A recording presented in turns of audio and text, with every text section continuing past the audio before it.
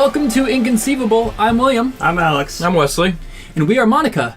Just Monika. Ominous foreshadowing. Anyways, Alex, you're going to go first today. What do you have for us? All right, let me flip Gary first. Why is he all the way over here? Hi, Gary. Hello, Gary. Our generous time goblin. He provides us with his time.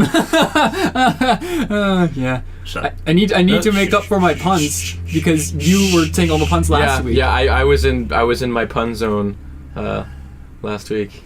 I don't want to be here anymore. Good grief. All right, so I'm going to be talking about the live-action TV show Erased, which is based off of the anime, which came off of the manga.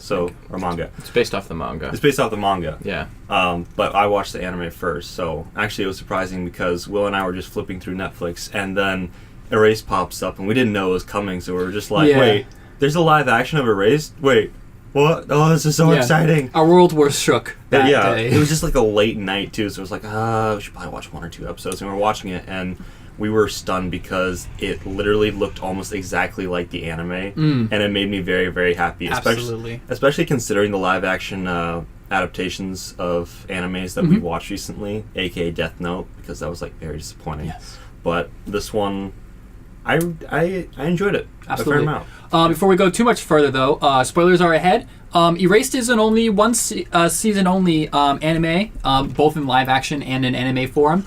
It's a quick watch, and we highly recommend it. I'm not.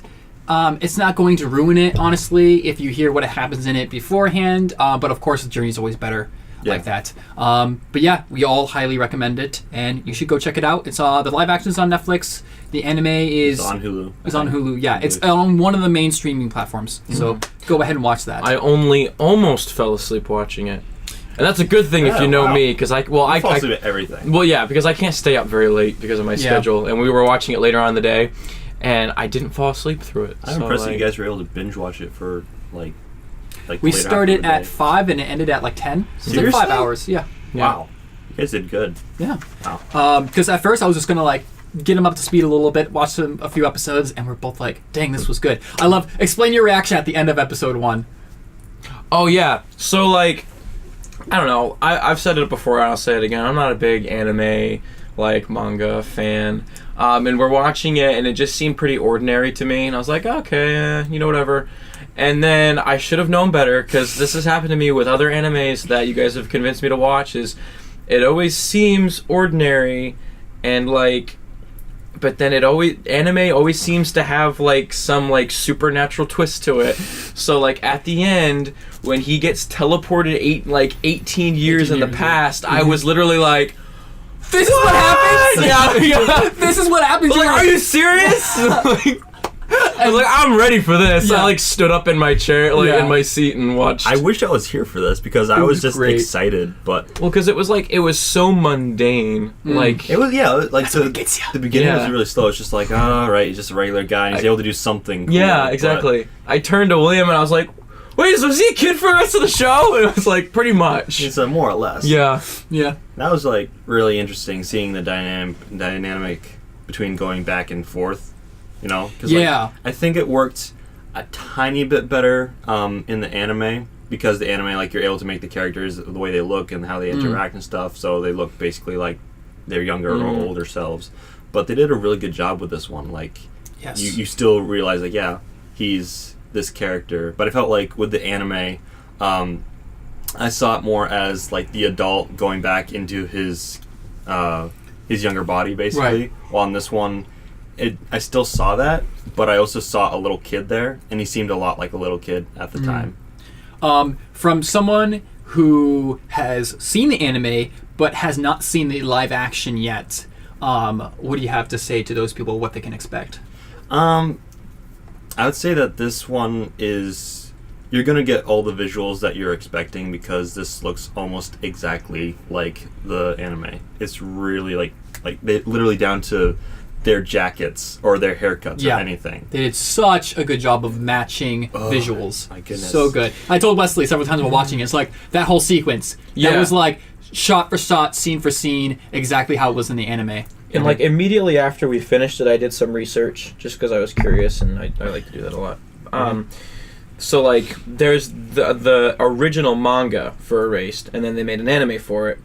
And you were saying how like at the end of the live action one, it gets kind of different. You're like, oh, like we still have like 3 episodes left when in the anime it was about to end, and like they rushed the ending and stuff like that.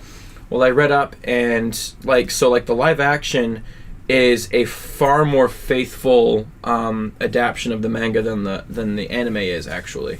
So like I'm interested to hear your thoughts on that because like I haven't actually read the manga. Okay. But I have heard from other people that they did not like the ending as like of the anime basically. And they've read the manga.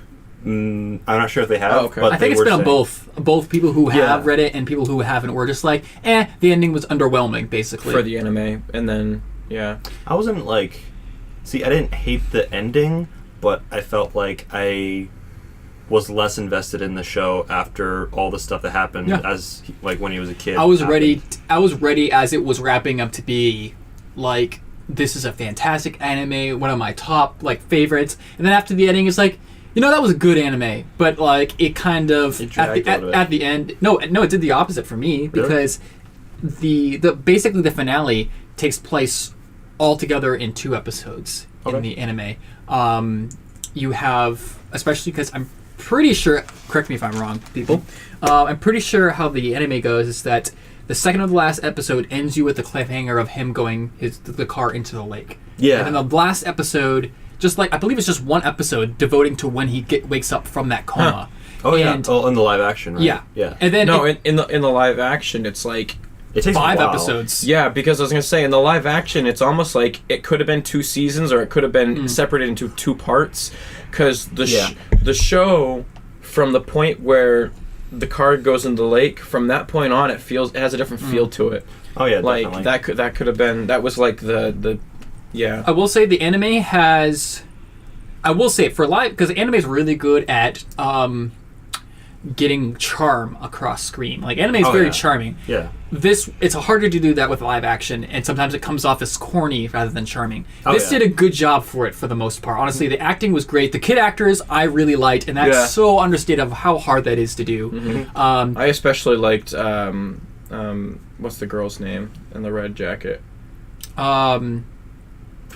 She's like the main Kaio. I especially liked the actor for her. I will say this is just from a this is like not like being racist whatsoever. When you're dealing with like a whole thing that's built off of a different race, it's harder to see the nuances of their expressions and like differences to us because we're not as familiar with it, and I felt like that even got past that line where I really felt like I could really see the nuance, like expressions differences for them, and coming from someone who's more Western, I think that's really shows how effective they did it.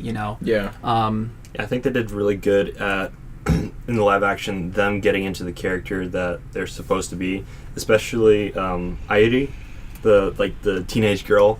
She's like all bundles of laughter and fun and whatever, and that was like surprising because that was exactly what she was like in the anime. Yeah.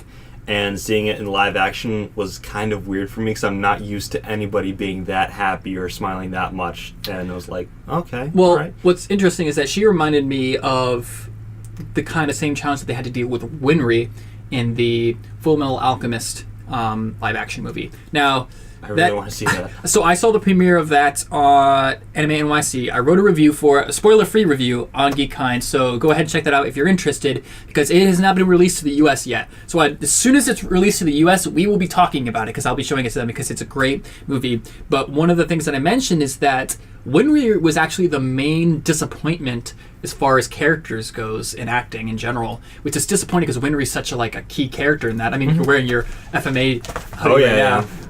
And it was hard because she is that charming, excitable character that really harks on a lot of the anime tropes of animation, of all the different forms of expression. And when you can't rely on those certain animation tropes for forms of expression, it's harder to capture that, And she just felt out of place and, if anything, corny. And it didn't help with the fact that she looked a lot different than Winry in the cartoon, which is weird because all the other characters look like they did in the in the anime except for Winry, which was odd.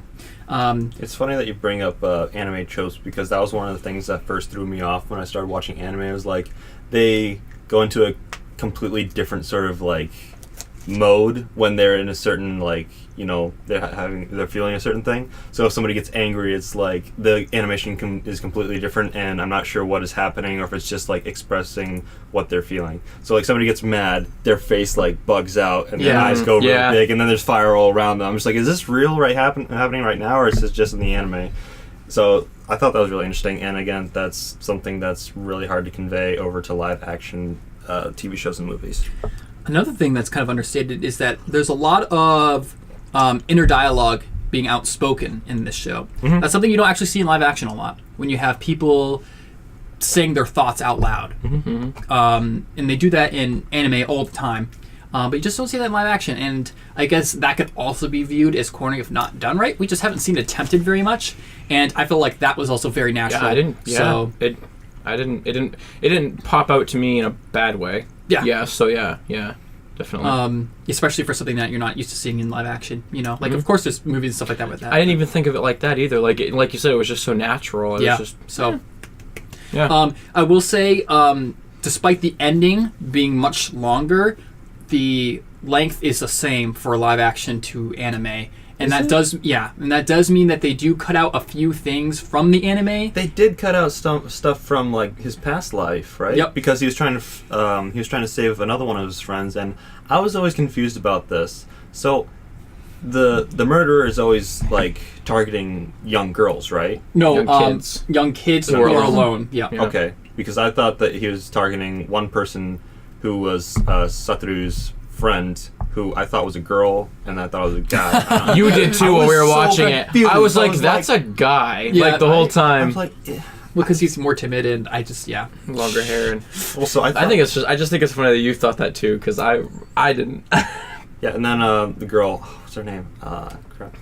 The main girl? Yeah, the main girl. Kaio. Kaio. Okay, yeah. So, this is something that I kind of forgot from the anime. So when Fujinuma wakes up, she's married and has a kid. I thought that she was married to Kenya, his best friend, but she goes Hiromi, the one that you thought was a girl. Yeah. Yep. I was just like, wait, what? Is like, I was so confused. Yeah, that's right. That's where I went with that.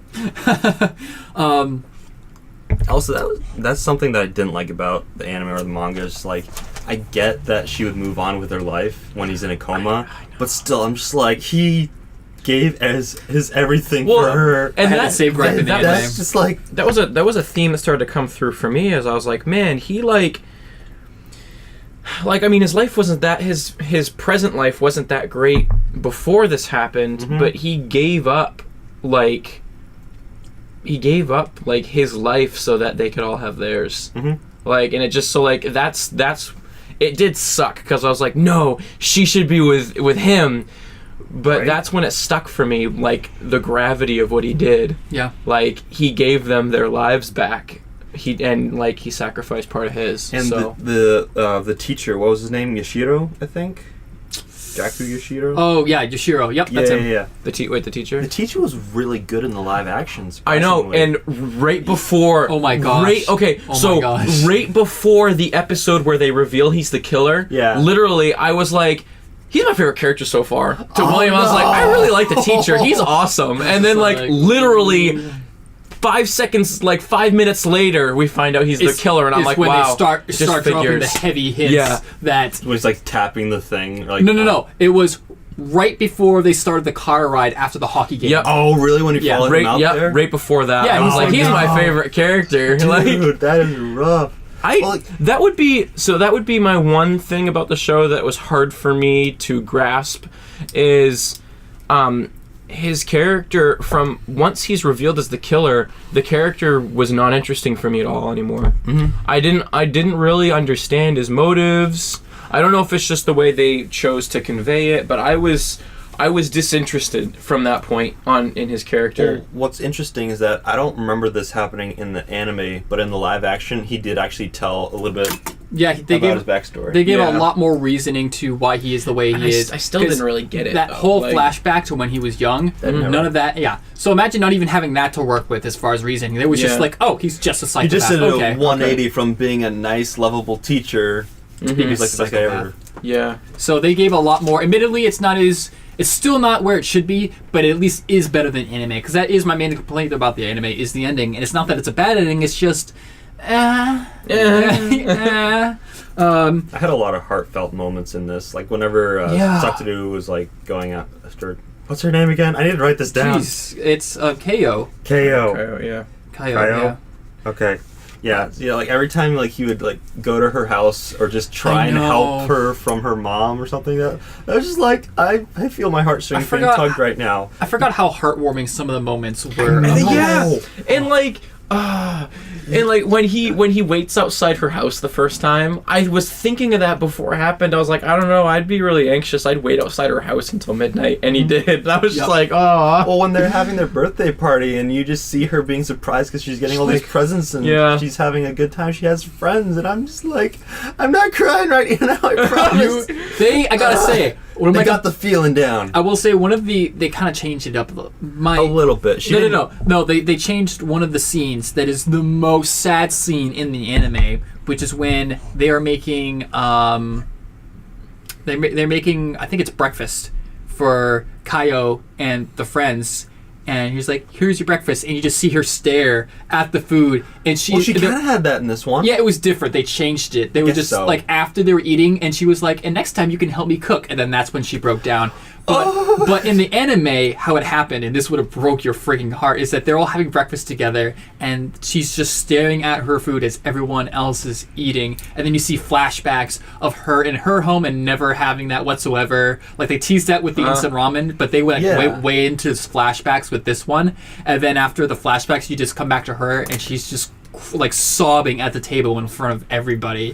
And it's like one of the saddest moments of anime ever. It was so sad. Can we talk about Fujinima's mom? Because she is like freaking awesome. I love her. Mom of the year. I said that. I was like, man, she's so cool. Like, in the anime, coolest mom I've ever seen in something in a long time. Yeah. Well, in the anime, like, she was great, but I was still kind of unhinged from her just by her design. Because let's face it, her anime design was kind of like different from what's normal. That's fair. But in this one, like, she's watching out for her little boy, and then she sees that her little boy is trying to help another person I wanted in to throw down with Kaio's mom. I was like, yeah, go mom, take her out, mom against mom, do it.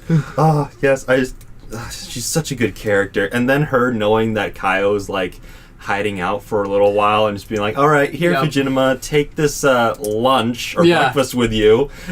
She totally called it what he was doing. And Kenya, such a cool kid. They did such a good job of they did such a good job of capturing him and his character into that. He's just like that in the anime, by the way. You'd be so happy. Yeah, well, like in the anime and in the live action, he is sort of kind of quiet, but he's a very mature kid, I guess. Yeah, he recognizes something is off way before everyone else. He you notice this character is like he's more than. He's like, I didn't let you borrow a book. He's like, I know what's going on. What's going on, but not really. I love Kenya. He's so good. He had lighter hair in the anime, right? Yeah, well, a lot of them actually had different hair colors and whatever. Like, that's another thing about the anime is like they change it up just so it's easier to like differentiate, and that's something that was really cool about this one. Is like they didn't have a lot to go with in that sense, because you're not just gonna have like dye kids' hair left and right. I think it worked in this one though, because like in anime, like most of the faces look pretty much the same. Like, but it's real life, so I mean they're different people, and you can tell. Yeah, that's true. One of the things that did bother me though is that a lot of the characters, like a lot of the friends in the live action, didn't really have as much time to shine. I felt like they missed some of the nuances from the because you're right, the other kids, especially the other two that you see there, they even were nice enough to have a little Where Are They Now segment, and you saw them, one of them's a chef and the other is a I forget what it was. I want to say construction worker of some sort. It might have been something to do with heavy lifting. But yeah, no, you didn't really see much of them. However, they gave a ton more plot development to Kenya because, unlike the anime, you actually see Kenya do a lot of the hard working after he's in a coma. He's he wants to repay his debt, you know. Yeah. And so that was cool. Because if there was anyone to focus on besides the two main characters, it would be Kenya. He's really cool. So, what did you think of the ending, like compared to the anime?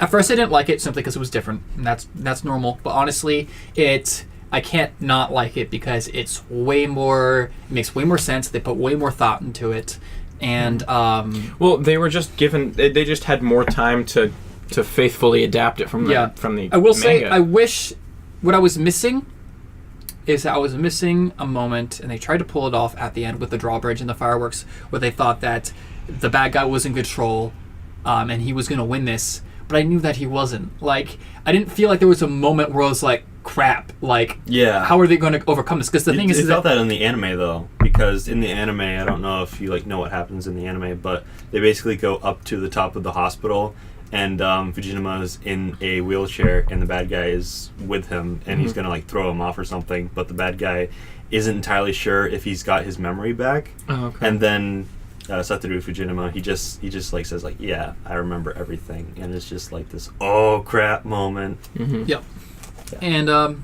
so yeah. By the way, I could totally tell that there was a green screen for that when they're on the bridge.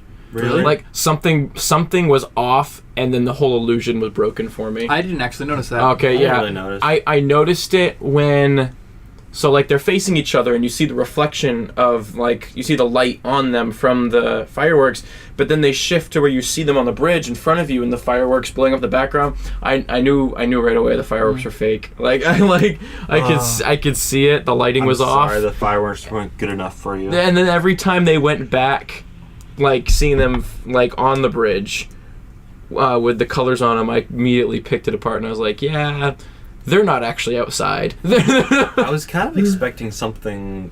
It felt like something more was going to happen. Like if you see two people like fighting against each other come onto a bridge, you think something's going to happen, but they basically just have like a vocal battle, and then one of them pushes the other one off, basically. Yep. So I was expecting a little bit more from that, but then again, it makes sense because Satoru is, getting back from being paralyzed or being in a coma for like 18 years. I think that overall, I'm super happy with the race because this is the second one in a row where we have a faithful live-action adaptation to the anime. The first one being the FMA movie. So I finished the anime. Yeah. Have you seen FMA?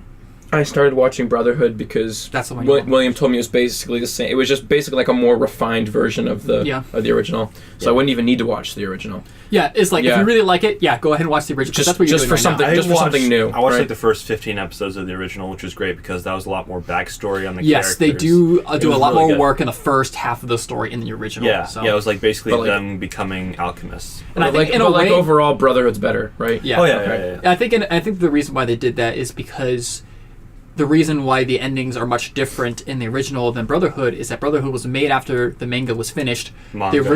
The original one was made before it was finished, so they just kind of had to... They had to make up an ending. Exactly. So Brotherhood has the real ending. Right. Okay. And I bet you with the original one, they were almost stalling in a way. It's like, we're waiting for them to produce more, so we're going to like really go with what we have, Do you know when the original one came out? Because it felt like it's much older. I know that Brotherhood came out like 2005, 2006, same time around Death Note. Okay. So the original one... Maybe early 90s, because the opening feels like such a 90s opening. Yeah. I want to. When did the anime Full Metal Alchemist come out? Will is on his phone right now Here's trying a to figure summary it out. from Wikipedia. Manga, written and drawn by Hiromu Arakawa. 2001? That makes sense. Yep. All I know is I was really disappointed when I was watching the opening for the original. It's just really, really boring. And Yeah, because Brotherhood is a great opening, so it's... goodness. Yeah. All right, anyways, moving on for that. Wesley, what do you have for us? I am going to flip Gary and tell you guys about the Venom movie. I'm excited. Yeah. So like, it doesn't come out until. Was it December? Hold on. No, it doesn't come out until October. So I'll likely be talking about it again when it comes out. But we do have a lot of exciting. Yeah, but there is so much buzz surrounding it right now that I couldn't help but not talk about it. There was a lot of questions of this movie actually happening, right? Yeah, it was kind of just like a rumor almost. Yeah, they've been planning a Venom movie since Spider-Man 3. Yeah, so like news broke about this early or late 2016.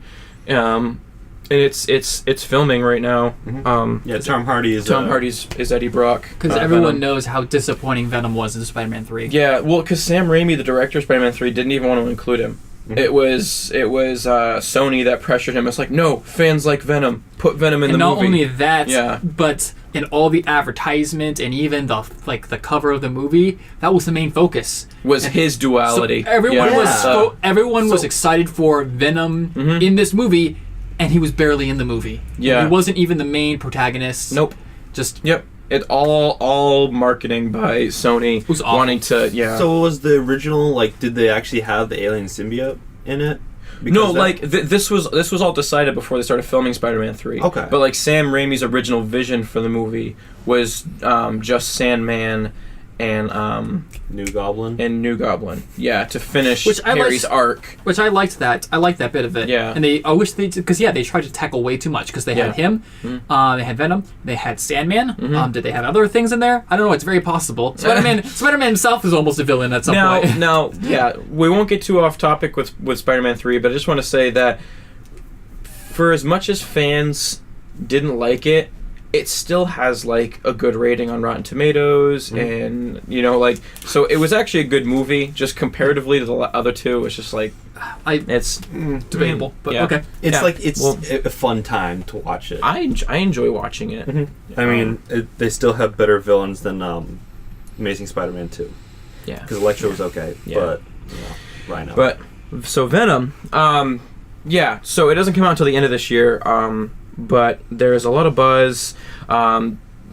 It's rumored that Tom Holland has been on set for Venom. I really hope so. Yeah, people have been saying that. Because let's not forget, unlike the Marvel movies that we're used to seeing, this one is in collaboration with Marvel, not produced. As in, when I'm referring to Marvel, I'm referring to Disney. Yeah. That was Spider-Man: Homecoming was collaboratively. Exactly. Yeah. So this Venom movie is a Sony's picture only thing, it's theirs, right? But and Disney has come out and said that that's their own thing. We don't have plans to interact with that. Because Tom Holland is in a unique space where he's literally on the fence, where he can go into both universes. So he's in a really unique position. Yeah. Because unlike the Fox buyout, Sony just made an agreement that they could share this character, not that it changes owners. So we're in a different position. This is the official citation. It says Marvel Studios is not involved with the Venom film and does not plan to integrate it with the MCU, but Sony does consider it to be set in the same world as MCU films such as Spider-Man: Homecoming. The producer of Venom describes the film as being adjunct to that world, so it's on the side, kind of like the Netflix shows or Agents of S.H.I.E.L.D. So it exists in the same world, but it may not have very many meaningful connections, just connections that tell you it's the same world. And so Sony wanting that to happen means the world to me. Even if Disney isn't I don't know, we don't have any plans to integrate it, just the fact that Sony's this isn't going to be as fun if it's not related in at least some way to Tom Holland Spider-Man. Yeah, it'd be really confusing if we have a Spider-Man character but it's not connected to the Spider-Man movies that are coming out at this moment. Because as much as Venom has come out on his own as a character, especially lately, he still needs Spider-Man as a part of his story, because it all starts with Spider-Man. Right. But yeah, I'm really excited for it.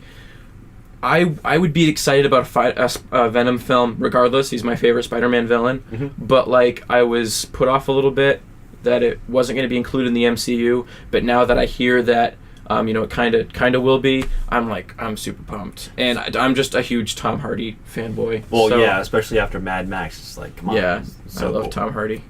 So what can we do? We have like an idea of the premise for this movie. So it's based on. It's a Venom movie. He's going to be the main character. It's based on a comic book called.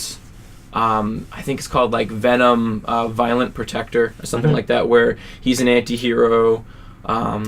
So yeah, it's gonna be an anti-hero story. Like they're like, we want to do something kind of like Deadpool or Logan. Like it's an R-rated film. Because Venom is so cool because it's basically the same story as Spider-Man, It's except like anti-Spider-Man. Yeah, exactly. So this is basically if Spider-Man didn't take responsibility for his powers, he used it for selfish reasons. So I think it's so fascinating because that's why the third movie with the cross between Spider-Man and Venom was a big deal, because they're so similar, but just they've took it in a different angle. So that's why it's so fascinating. So I really love the idea that we're not going to have Spider-Man be the focus in this, because this, and correct me if I'm wrong, is this the first time we've seen a Spider-Man character have a lead in a movie? Yep. So that's a big deal. I'm pretty sure. Yeah. Because think about all the other franchises out there. Yeah. Because I think it's gonna beat that CGI Spider-Man movie with Miles Morales as Spider-Man. When is that coming coming out? We got a trailer for that. Yeah, I don't remember when the release date was, but I think this beats that. It looked pretty coming out cool. first. So yeah. I'm gonna go see all of it, no matter what. Yeah. See, I'll see it. Yeah. It bothered me, all the reactions online. Whoa, they made Spider-Man black. Like, it's a different... Are you serious? Yeah, it's a different character. It's Spider-Man, but it's a different guy. Yeah. Like, everybody knows that. Gosh. Yeah. Like, so... This is also going to be... Venom also is going to be the first movie in, like, Sony's going to make a shared universe of, like, Spider-Man stuff. So this is their first film in that. That's so exciting. I love that Sony is going with the mentality of, hey, Disney, I know that things are kind of awkward between us, but we want to open up the opportunity that we can continue this agreement with Spider-Man beyond our original agreement, and we're willing to work with you more. Because I think Sony actually is the more prejudiced one out of the two, because they're the ones who wouldn't let Disney have Spider-Man for the longest time. Well, they were popping out movies every certain amount of time. And even in the end, they still wouldn't sell it to Disney. It's like, we'll write an agreement. So it's like Sony's really the one that's like wants to keep the rights to all this. Meanwhile, Disney just bought out Fox, which has like 20 times more Marvel characters than Sony has. Well, Sony they has have the X-Men and everything else. Yeah, Sony has. Yeah, technically, when you think of the X-Men and how much that, but they didn't have all the X-Men is the thing. So they don't have all of them. No, because remember how in Avengers Ultron they had some X-Men. Oh, Quicksilver and Scarlet Witch. So yeah, there's a lot of gray areas when it comes to X-Men, but they have. Fox has the majority of the main guys, but now they don't anymore because Disney now owns them. Yep. So that means Sony has the largest conglomerate of outside of Disney. Yeah. Yep. Now, is there any other? I was looking. I'll keep looking while we're still talking about it, but because the graph I'm looking at just shows Spider-Man villains and like the Sinister Six and stuff. Once upon a time, I could totally be wrong. Didn't Once Upon a Time Universal have the rights to Hulk? They still do. They still do. They still do. Yep. Interesting. Is that why we haven't got another live-action Hulk movie? Yes. Okay. Yep. Yeah, because they won't, money. They won't let that happen. That's okay because we already pretty much know what we need to know. I'm about fine Hulk. with that. And I love what we saw from Hulk and Thor Ragnarok. I thought that was great. Oh yeah, absolutely. That was one of the best storylines that I know of. Yeah. I've never cared about the Hulk more than that movie. We're getting a lot of like really dark, hardcore, superhero movies nowadays. Yep. Because we sort of got that with Blade and Punisher and Spawn, but it feels like they're taking more steps to make them better this time around, or I'm not sure. Well, because now superhero movies are getting more attention. Yeah. So like when a lot of those characters are coming out with their own movies beforehand, Blade was a breakthrough. Like that I'm fairly certain that the original Blade movies those were the first popular like superhero movies, and that created a door for everything else. So like now that we're revisiting some of those characters with the popularity and with the interest, they're able to do it better. Do you think people are going to be concerned? Well, obviously people are going to be concerned about them remaking a Venom, because we've seen Venom in Spider-Man 3. I don't think anybody's worried, because the Venom that we saw in Spider-Man 3, I think most Spider-Man fans would disown him. Just like Eddie Brock was not the way he should have been. Venom was not the way he should have been. Like, just like you could see that we're constantly trying to sell the actor's face, because every time Venom was in the screen, you're like, oh yeah, I want to see like that, like the snarly, and then it just pulls back his face, like, and you're bored now. You're like, whatever. I'm not I don't scared care anymore. It's at not. all. Yeah, I don't think anybody's worried or disappointed. I think at least I know I am.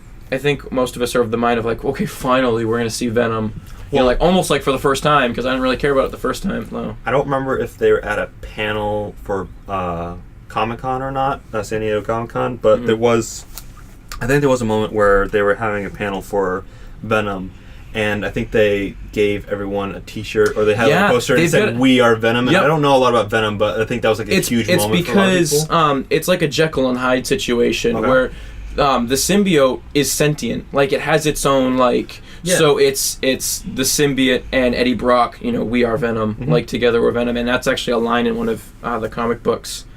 So that, I think there's a video that was released recently where Tom Hardy and the director, or somebody involved with the film, appear via video to Mexico. Yeah, I saw and that. they're like they're getting like Mexico all pumped for it, and the movie has official T-shirt merch, like with a red, like a thick red V, and then Venom's face in it. Like, it's really cool. Like, and it's like the authentic like Venom face. So it's like nice. I'm just really hoping that I'm pretty sure it'll be like really comic book accurate. That's so cool that they're advertising it it way. Again, like Venom and Spider-Man 3, again, I don't know a lot about Venom. They thinned out the character. And Eddie Brock was referring to himself as like, I want the spider, like I want to kill Spider-Man, all this stuff. And with this one, they're really like digging deep into the lore and being like, we're trying to do this character justice, which is awesome, because a lot of times, superhero movies won't do that. And I'm looking at X-Men Origins Wolverine, Deadpool. I think it's just so exciting to me when the original Spider-Man trilogy came out, like in the height of my generation, and how big of a deal that Venom was supposed to be, and really excited about that, and being so let down, but like still just loving Venom as a character, and then like I just feel so hopeful that we're gonna have such a justice be done to this character with him getting his own freaking movie. Like, that's more than we could ever have hoped for. And Tom Hardy has been like, he seems excited about it. He's really pumped, and he's been up in people's faces like, I'm gonna do my best to deliver your Venom. Like, like I'm gonna, like, you're gonna see the character from the comics gonna jump right out. Yeah. Do we know any other castings? There actually aren't. Like, there's one other character, and I don't know who it is. So, I mean, so what makes Venom the character like so interesting and like such like a character that people want to see in a movie? I think the initial appeal of him is it's just like, ooh, like he's like a dark Spider-Man kind of like. I remember my initial fascination with Venom came from... I remember my first Venom. my initial Venom exposure was from the Ultimate Spider-Man video game on like GameCube and PlayStation 2, where you got to play as Spider-Man and play as Venom too. And I just thought that was so cool. It played off of the fact that they were kind of like opposites. Yeah. That's pretty cool, because we've seen Spider-Man 6 or 7 times now, so we know who he is. He's like a wisecracking teenager who's like wearing spandex and flying around, or like swinging around, being awesome and all that stuff. Yeah, and he's a nerd. Yeah, and you've got Venom, who's a jock. Like, the symbiote. It's Eddie like, Brock's a jock. It's Spider-Man, but it's really not Spider-Man. Yeah. So it's like, okay, so he's a jock. He's a punk. He's not intelligent. He's not really intelligent. Well, he's not like genius. He's not genius. But But he's is he a wisecracking sort of guy, or is he just not really? You've got like a broody, like not like uninteresting. I could be wrong, but yeah. I mean, just imagine. I mean, they've cast Tom Hardy for a reason. So if you can think of the kind of characters Tom Hardy's played, I think he's not going to have to reach too far to give an accurate Venom. I hope this is good. Yeah. I have high hopes. It's definitely one of my most anticipated movies for this year. And they said late 2018. October. Yeah, October 4th. Like, nice. Yeah, the date is set, so like it's coming fast. Do you guys feel like the studios are slowly like starting to realize that they shouldn't have as much like input in what the movie should be? As before. Just like let the directors and the writers. Yeah, because they've done that so much with a lot of other movies, but then Deadpool came out. DC is suffering from it right now. Getting their movies cut and their directions changed because of people in the office or whatever. We've seen a lot more in movies in general. A lot more reshoots, director changes, mid-production. Yep. And every that time makes me worried a lot of the time. Rogue One was an exception to that rule, where they absolutely. somehow it was still like good. And So William was going to talk about Han Solo today, but there is just so much that we have nothing. We don't even know what's going on with that. It's coming out in May. It's January right now. We have nothing. I'm disappointed. Yeah. I'm really scared for it. I was so excited because it's got Donald Glover. Donald Glover from We Loved Community. I was really excited. Him as an actor is awesome. Yeah, I was really excited to see him as Lando Calrissian. I was like, that's awesome. That's perfect casting. He was also in Spider-Man: Homecoming. Yeah, and now I'm just like, the movie comes out in a few months, and we haven't comes even out got quotations. I'm expecting it to be. We haven't gotten a trailer. We haven't gotten any stills. We were supposed to get a trailer. I haven't even seen any pictures from the set or anything. We got a fake picture, and that was still really cool. I can never think of a time where a freaking trailer was delayed. What even is that? Yeah, I don't know. Because they'll literally let out trailers for movies, and then those movies will be delayed anyway, but we'll still know it's coming. Because remember, Rogue One, they had reshoots after their first trailer. That's how late in the game they did that. So the fact that was 8 months away. Right. So the and fact still ended up being one of the best Star Wars movies. The fact that this movie is quote unquote supposed to release in May, and they couldn't release a trailer.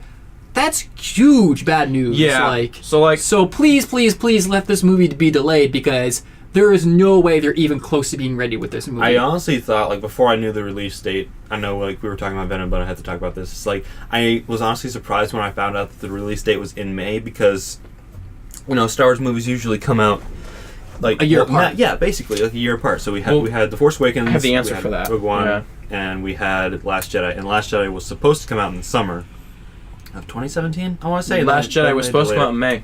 They all are supposed to have come out in May. Well, when the original release date for The Force Awakens was in May, and the reason is because they wanted all of the new Star Wars movies to come out in May, just like the originals did. That's the time when Marvel comes out with their movies. But that's what they wanted to do. They wanted to pay homage to the original Star Wars movies and have them come out in May. May the 4th, it's Star Wars month, everything. Yeah. So Force Awakens is delayed from May to December. The Last Jedi was delayed from May to December, and this whole time you have Star Wars fans thinking, oh, Star Wars is just a Christmas thing, this is so cool, when it's been an accident twice now. And so I hope they're not holding on to that, and that's why that's why we haven't heard any news of them moving it. Because I'm glad, as we work our way back here, I'm glad that they took their time with Rogue One to make it right, because that was a rare case where reshoots actually improved the movie. Because let me remind you, that was supposed to come out in May too. Yeah, yep. Because remember, the time before that, the 2 times before that, where we had reshoots in this field was Suicide Squad and Fantastic Four. Oh, I haven't even seen Fantastic Four, and I heard it was absolutely awful. The new Fantastic Four, it's good. The first half an hour of the new Fantastic Four movie is good, and then it just you don't even want to watch it anymore after that. Just don't want to watch it. You can tell where you can tell that they literally did stuff completely different. They rushed it. I hate to say it, but the intro is the easiest part of a movie to make because you're starting with no knowledge and then you're teasing stuff at them, so it's really easy to build up hype and be like, look at these cool characters, look at these powers. And then you have to do something with what you've set up, and that's just like where do I beam in the sky and a bad guy trying to defend it. Oh, that's my word! Every single one of the things I'm most excited for with this Fox deal is I can't wait to see a real Doctor Doom. You have no idea, or you might, but Doctor Doom I have a little bit of an idea. Doctor Doom is so cool. Yeah, like he's like Thanos. He's one of the smartest guys. He's like an Iron Man Thanos. Yeah, right? he is like Thanos level. Like whoa! Like when they start using him, things are gonna get real. He's supposed to be fast. ominous, and he wasn't that in the movie. He's the ruler of his own country. Yeah, Latveria, right? Yeah. So it's just it's gonna be awesome. Is he like basically Space Hitler? More like Earth Hitler, because I mean he's like Hitler reborn, kind of. Hitler, now that sounds like a movie title. Hitler reborn. Oh gosh, I don't want to. Go back to Venom if you feel better. You can't make that the title of this episode. Watch me. Watch me. We're not gonna do that. People need to watch this. That's how you get the views. William's been making the titles of the episodes on his own, just so you guys know. He's not asking us at all. William. Oh boy. But yeah, I think that with DC's side, I feel like there is hope for them, but they're still trying to figure out their stuff with them. I feel like Marvel is about to hit their stride with... They are. Because I feel like they've been building up to Infinity War last. Here's the thing with DC. I want to wait until we see Aquaman and Shazam, 2 solo DC movies. Yes. Because the last 2 that they did were really good. Yep. Man of Steel and Wonder Woman. People like those a lot, especially Wonder Woman. So it's just like, let's wait for Aquaman and see how that does. Let's wait for Shazam and see how that does. Because all of their problems have been with their team-up movies so far. Because we can see that they're rushing to those opportunities. Yeah, because you notice what they did is like the Wonder Woman movie, for the whole production team, they changed it all up. They changed everything up. They're like, let's try a bunch of new stuff. And they're like, wow, this works. And you know what they did with the next movie? They go right back to what they were doing before. Well, because it was a different director, all of that. Like, you go back to the same team and you're getting the same problems because nobody wants to fix them. What I'm excited for is like DC. Now we're past the rush to get to Justice League. DC has all of their solo movies coming out now that are planned, and I think those are going to be. My hope is that those are all going to be really good. You've got talented directors with unique visions for movies, and I'm really excited for Shazam. Like, I am just like, and I know I'm the DC fanboy, but I'm not alone. Yeah, you are. The hype is real for Shazam. Like, it's all over the internet. It's a more unknown one, so that's good. Yeah. Well, but I mean, to pull it back to Venom real quick before we switch. I'm really excited for Venom. We'll talk about it again, probably around our first trailer. I'd imagine around there. I'll probably when we get a trailer or closer to the release, we'll definitely talk about it again, and I'll put out a review after I see it. Have you guys noticed that whenever we talk about movies or TV shows that are coming out, we just say, I'm really excited, like, several times in a row? Well, I mean, I'm not going to talk about stuff we are excited about. I'm not going to talk about something I'm not excited about, It's like, I'm really on the fence. Yeah. Well, sometimes we have talked about things we weren't. There's a new Shades of Grey movie coming out. Oh my. We don't talk about that. Exactly, because we're not excited about it. No, it's stupid. Also, we actually care about good stuff. Totally random. I looked at the comments of the new trailer. What new and trailer? Then I was like expecting to be like a bunch of haters, and I was still so like I want to see what like people come up with for insults.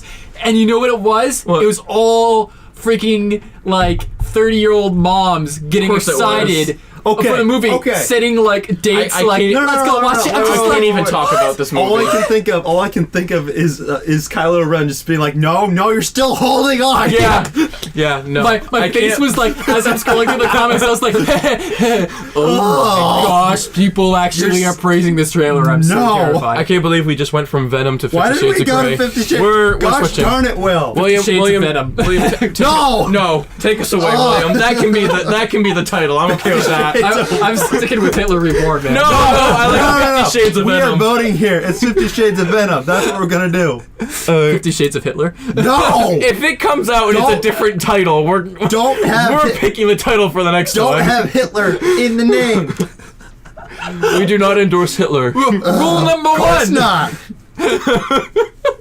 All right, I'm flipping Gary for you. I'm surrounded by idiots. Take us to a better place, William.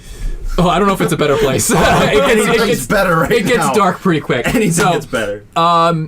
there is a new video game taking the world by storm, much similar to previous ones, such as Five Nights at Freddy. Yeah, it's definitely. Yeah, and that is Doki Doki Literature Club. And you may be saying to yourself, what the crap is this? Doki Doki Doki. Yeah. what kind of game is this? I'm And then you still may be asking saying to myself. yourself, oh my gosh, I knew everything about this. Let us just tell you, Doki Doki Literature Club is a pleasant game about an anime schoolgirls literature club and you're playing as then Okay, William, so for those of you who are kind of familiar with the anime scene, there's a lot of like almost playable anime light novels that you can do, basically like dating simulators. they're like interactive stories. And so there isn't you just like make choices, like do I go with this person or do I appeal to this person? It's just usually that fun So kind of it's literally just like Yeah. making choices, Right. Like responding to the things Yeah. that they say, and that's Yeah. There's literally tons the of them game. out But it's there. basically like a story. And this one is pitched as your completely stereotypical anime dating sim game. And there's really nothing special about it at all, because it's literally you're in school and you go to a literature club. Like, man, is this lame? And you make poems trying to trying to get more interest in it. It's like, wow, this is really boring. You play that game for 2 hours. And in that 2 hours, there is the most subtle of hints. And the only way you could even think about that being anything more is that if you, because you just think it's a joke. Like, haha, they kind of joked about something dark. That's just me making it up, though. That's not them actually placing it there. When, oh my gosh, there's so much ominous foreshadowing. And after 2 hours, it goes super. So, like, the first hint that you get that something is wrong is that you get this poem from one of the girls that's like I want to get out or something like that. Is like, it's a really dark. Yeah. it's just like, it get me out like 50 times. You're just like, that's weird. Yeah. And so you're just still trying to process that. Like 5 minutes later in the game, you go to this girl who she confessed your love to, and whether you said yes or no is regardless, because when you go to see her the next day, she hangs herself. She dead. She did. Okay, And- so question. So I watched the Game Grumps version of this with you. Did you watch it? Did you watch I that version? watched the game theory with you. Is that what it was? Yeah. And then I immediately went online and was like, I'm gonna know all about this. It was super So, interesting. I am a huge sucker for games with really ominous hidden lore. And that's why I Yeah. love Five Nights at Freddy's, because it's this yeah. game that you can totally enjoy, but if you really like it, there's this whole underlying story that they don't throw at you. There's a new you know? one of those, by the way. A new Five Nights. There's a new Five Nights at Freddy's game. Markiplier did a good. We should watch that later. That's the is that the party simulator Yep. one? Yep, I have seen that one. Okay. That's really cool. Yeah. But oh my gosh, this is another one of those series with the underlying lore, because basically if you just play the game through, what you're going to find out, because then you find out that all of a sudden all these girls are showing really extreme traits. So you got Sayaka, who's the main girl, who is suicidal. Then you've got Yuri, who gets thrill out of cutting herself with knives. And then you've got was it Natsuki, who she is I think, like, I'm trying to remember what her thing was. Like, she's just like super psychotic. No, that's the. Oh yeah, she gets like really irritated at everything. Okay. And then she is just absolutely psychotic. Well, that sounds like a regular person anyway. And then you got Monika, who for some reason who hasn't been your focus in the game for one reason or another. And she's the president of this literature club. However, she always seems to be somewhat the most normal one, but in a way she's not, because the fact that she is normal is weird. Yeah. So there's it's like that she weird doesn't thing. belong there. Right. And then, so as you play the game, the first ending you get is that you go to see Sayaka, and oh my gosh, she dead. Game ends after your character can just barely understand what's happening, as well as you, because unless if you were paying attention, you did not see this coming. I was watching the Game Grumps playthrough. I watched all of them. It was great. And one of them knew, and one of them didn't. Aaron knew that it was coming. Danny didn't know. course Danny and he didn't was know. like, what? Like for like 20 minutes straight, and just like couldn't process it. So after that happens, sorry for a second. I love how clueless Danny is. Oh my like gosh. about most things. I love Game Grumps so much. I'm a huge fanboy. We do endorse them. Go watch Game Grumps. If Senpai ever notices, we're forever grateful. Wow, no official endorsements. We're just huge super fans. Game Grumps are now. But anyway, so so after that happens, all of a sudden the game actually like shuts down, and then you go back to the main menu, and you see all 4 girls except for Sayaka, the one that just killed herself. She's now glitching as a combination of all the other 3 girls, and you see this like the start game is all like real gibberish wordings, and so you go to click that to start a new game, and that's when things get freaky, and you realize what this game's all about. And it's so crazy because you play for 2 hours of mundane blandness to get to this totally different game hidden under like an innocent looking anime sim. So throughout the rest of the game, you're faced with glitches, weird like characters, not like person characters, like letter characters. It's really eerie. You get off music. Sometimes the background like shifts without you knowing, and it does all these really creepy things. You at some point in the game have to literally go into the game's files and delete character files? Like, so that is how you get certain endings. I thought that was a function of the game, like you did that in the game, but you literally have to like boot up the actual game file and delete things out of it to change the game. Like that's a part of the game. It's so weird. So basically, the whole main story that's obvious to everyone is that Monika, it turns out, is basically sentient of the game itself, being Doki Doki Literature Club. And you start to understand that this whole game is basically a ruse. And she starts talking to you, the player, like you. This game is not a dating sim. That's all just a front for what this game actually is, which this quote-unquote sentient AI wants to spend all her time with you being the player. It does this really creepy thing, by the way, which is totally not talked about for some reason, is that it recognizes your Steam account through the game files. Oh my word. And so you set your own character name in the game, right?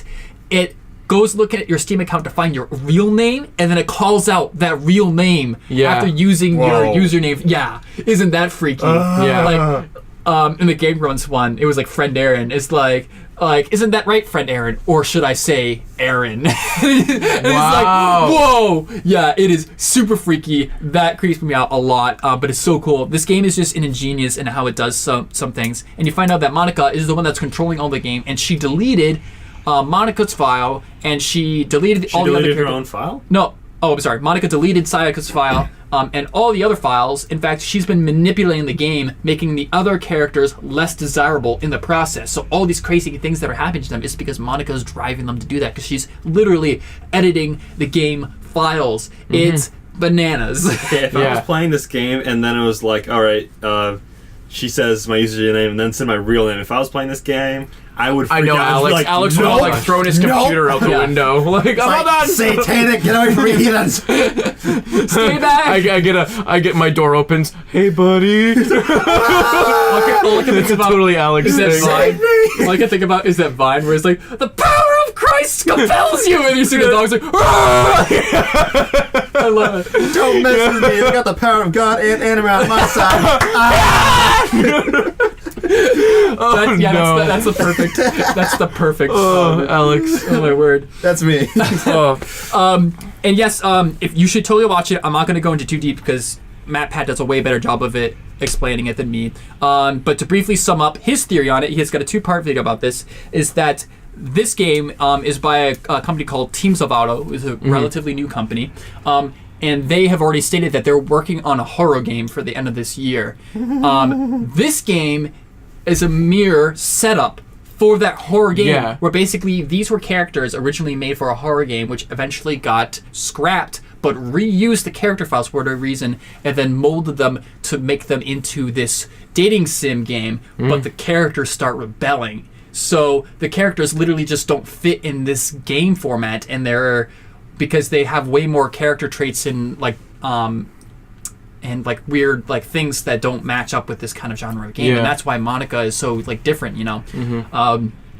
And it basically turns the whole thing on. Basically, this game is a whole hype piece for their other actual horror game. It's fascinating. I can't get enough of this. And there's there's so many cool things. So especially the second part of the video. Especially the second part of the video here. MatPat talks about how to get some of the hidden secrets. And I love this kind of stuff. So if you go into the character files, right? Because at the end of the show, Monika basically the game's directly telling you at this point it was super easy to get to the character files. It's in a folder name under characters. And all I had to do was just delete it. It was surprisingly easy, actually. And I can't believe it that you didn't delete me in the it was directly hinted like, yeah, this is how you continue games. You delete I know what to do now. Exactly. So it basically tells you that. But basically, so you have these files, right, that are .chr, which isn't an actual file format. However, the thing about files like that is that you can change files, their extensions, to whatever you want. And if it wasn't originally that, then it just becomes an invalid thing. So, for instance, if you made a text document and just put it into PNG, you wouldn't get, it would be some total random crap. So it's like you can't just change it, whatever. So a CHR is an actual file type, but that's because it's only invalid because it originally was something else. So you've got the first one, you got one of I forget which one goes to which, but you've got one where if you change it to a TXT file, which is a text file, you open it up and it's in a base 64 coding, which is a very popular decoder that you can run through a website real quick and get a hidden message. And that's just some basic lore. Second one, you have to put into a PNG format, which is a type of picture file. And I think this is when I started watching with you. It's like a cone. Yeah, so you get this weird picture that if you look at pictures before, you've seen that, this looks inverted. So you invert it and it looks kind of similar, but then you have to 3D project it on a cone looking from the top. Don't you change the color of it first too? Because that's the inverted. Off? Okay, that's the inverted. Yeah. So after you've inverted, it looks like something kind of familiar. So you have to take it and project it on a cone, and then look at the cone from the top. So from and then you see this girl, this blonde girl. and then you see this face. I'm so confused right now. It's nuts. And we'll have to show it to you later. It's crazy. And then you've got another. The third one is another PNG file where you do it, and then it looks like there's like a QR code in the middle of it. But then after looking at it closer, you realize that it's not a QR code. It's actually a binary code, which is just basically a big block with smaller blocks of white and black. And binary being zeros and ones, you have to individually count all the colored blocks, and it's like 100 by 100 block. And once you put in the binary, you put that in an online translator, and that translates into the base 64 code, and then you translate that base 64 code into more lore. So I'm going to stop you right there and just say that if I wasn't scared of this video game, I'd probably just get really, really bored really fast and then go play something else.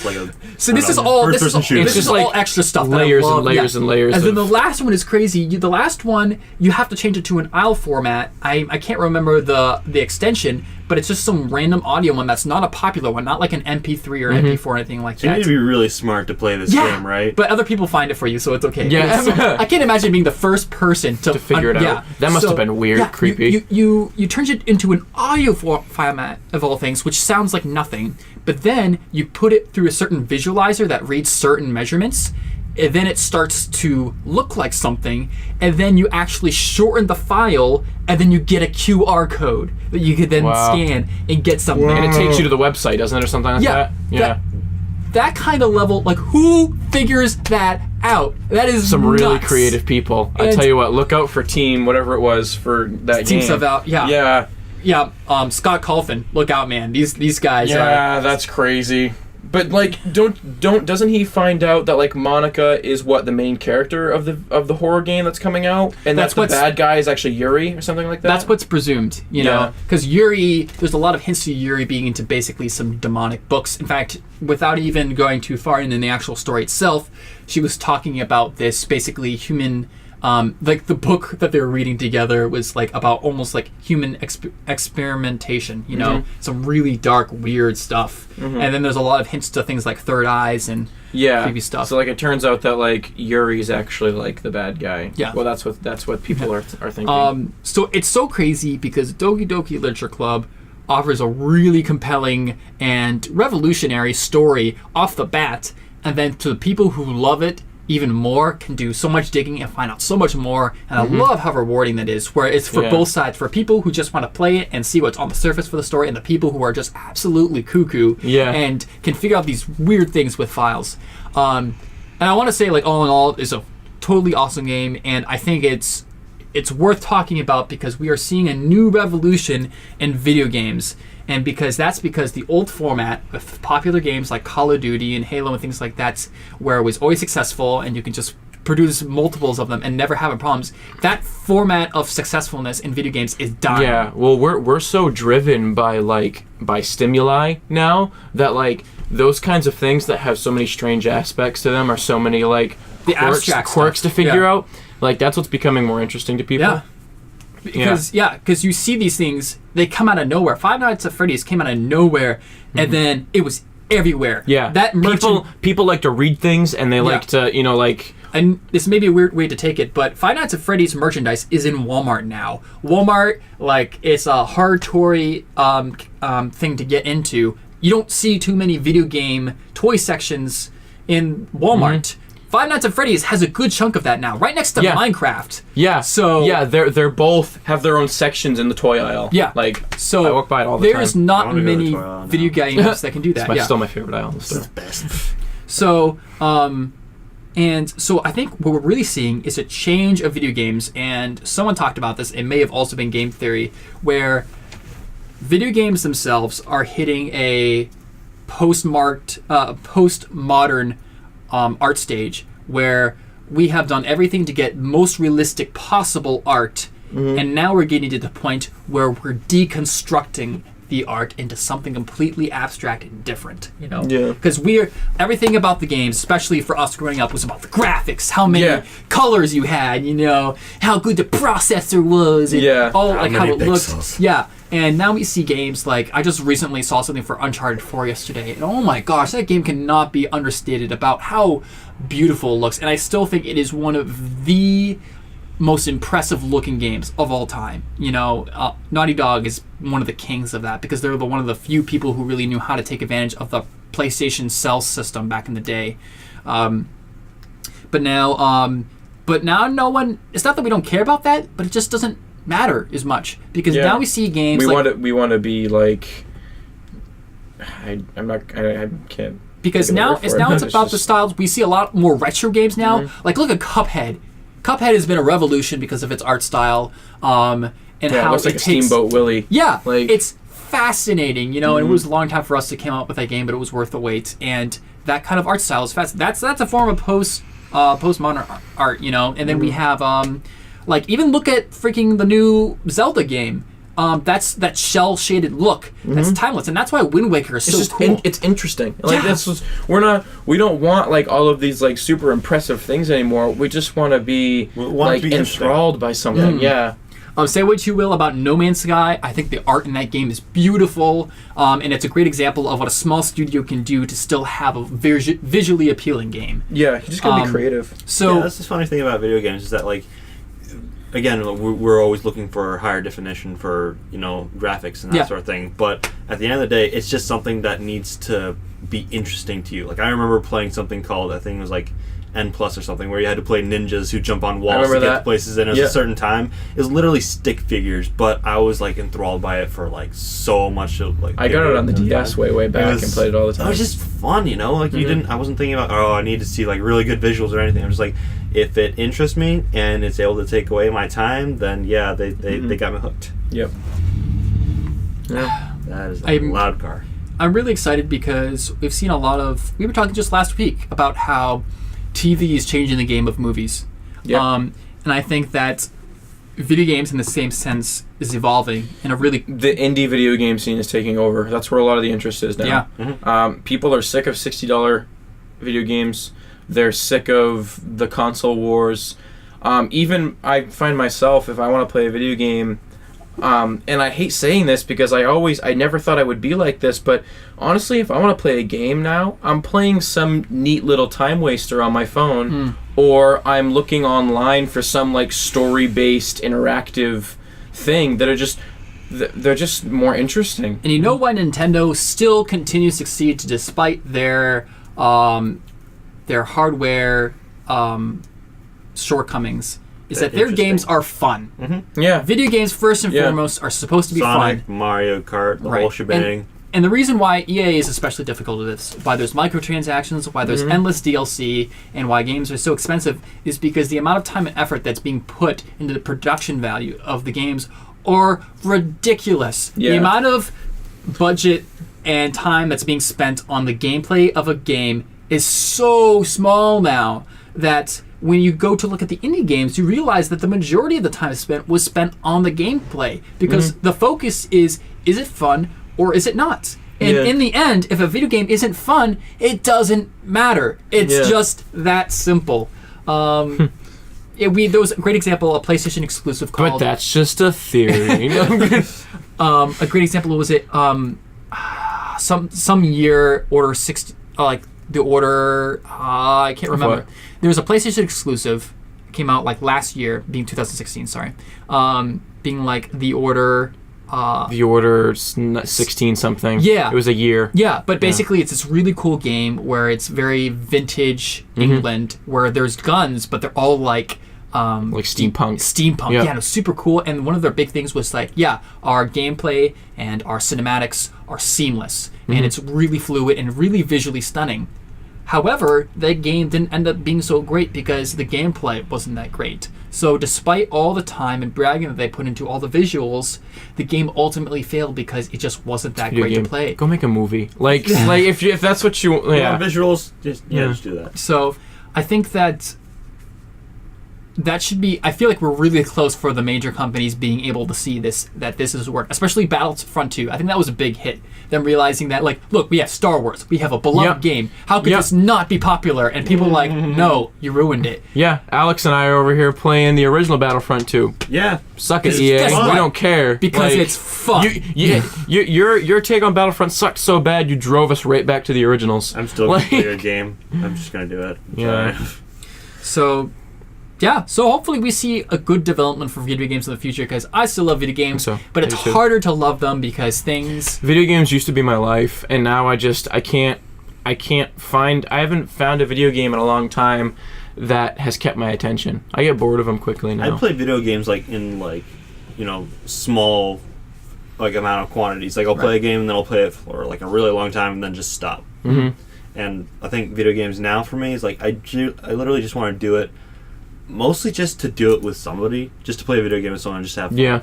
Not really do it by myself. I think the last video game that really captured me was Batman Arkham Knight. And what was that? Sometime in 2016, I think. And again, that was highly praised for its gameplay. Oh, yeah. Well, because at that point, the gameplay hadn't changed much from the original. That's fine, because it's a trilogy of games.